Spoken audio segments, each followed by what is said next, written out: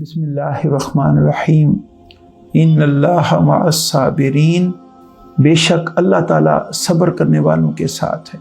سیدنا امام حسین عالی مقام جو صبر کے اس مقام پر فائز ہوئے کہ کائنات انسانی کے لیے ایک مثال و نمونہ بن گئے۔ میدان کرب و بلا میں آپ نے اپنی شہادت پیش کی حق اور سچ کے لیے۔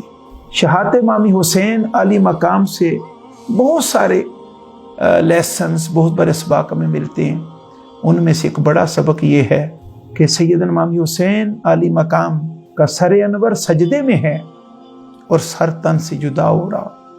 قیامت تک کے لیے اہل ایمان کے لیے یہ سبق ہے، یہ لیسن ہے کہ اللہ رب العزت کی بندگی کے ساتھ ایسا تعلق جوڑو کہ سر تو تن سے جدا ہو جائے لیکن وہ اللہ رب العزت کی بندگی سے جدا نہ ہو۔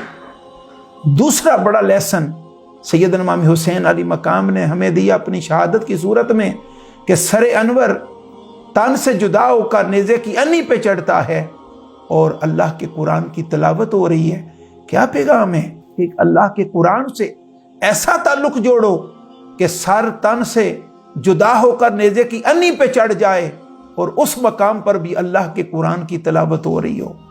اور تیسرا لیسن، بڑا لیسن ہمیں یہ دیا کہ حق اور سچ کے لیے اس طرح وفادار بنو اور حق اور سچ کے لیے اس طرح کھڑے ہوں کہ سر تن سے جدا تو ہو جائے لیکن کسی ظالم کے سامنے وہ جھکنے نہ پائے۔ اور یہ بات سر حسین نے میدان کرب و بلا میں نیزے کی انی پر چڑھ کر اس بات کا اعلان کیا کہ جب آپ کا سر تن سے جدا ہو کر نیزے کی انی پہ چڑھا تو ان بدبختوں نے، یزیدیوں نے اعلان کیا کہ ہم کامیاب ہو گئے، ہم سر بلند ہو گئے۔ اور سر انور امام حسین علی مقام نے یہ اپنی زبان حال سے اعلان کیا کہ ظالموں کیا ہوا، حق کے راستے میں حق کی خاطر میرا سر تن سے جدا ہوا لیکن اب بھی دیکھو نیزے کی انی پر چڑھ کر تم سب سے سر بلند ہے۔ اور پھر تاریخ ثابت کرے گی کہ میدان کرب و بلا کے اندر سیدنا امام حسین علی مقام سر بلند ہوئے،